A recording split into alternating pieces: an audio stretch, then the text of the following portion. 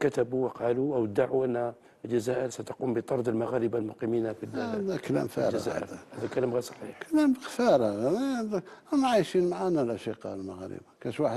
كاش واحد يمشي يخدم ولا يقول له أنت مغربي ما تخدمش، ولا أنت ما داخلين في وسط الشعب، ما كاش اللي يعرفهم باللي مغربي ولا ماشي مغربي. احنا ما نفرقش ومرحبا بهم. أنا قلت الشعب المغربي شعب شقيق وبأتم المعنى.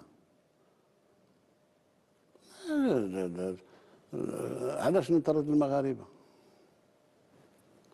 اللي راه في خدمته هنا ومحترم نفسه راه ما يدخلش في متاهات برك، لأن هذه أمور شخصية ماهيش أمور جماعية. ماهوش لأنه مغربي راه يمس في الأمور، لا. اللي يدخل في عصابة بغا يكون جزائري ولا مغربي ولا جنسية أخرى بالسيف نحميو البلاد.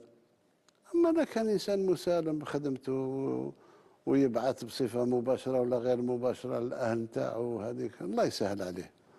الجزائر لن تطرد أي مغربي من جامع الجزائر. ابدا ابدا. هذه سبحان الله، رانا مسؤولين سياسيين. احنا نناديو بالاخوه ونناديو بهذه، مشينا لا لا هما لا غيرهم لا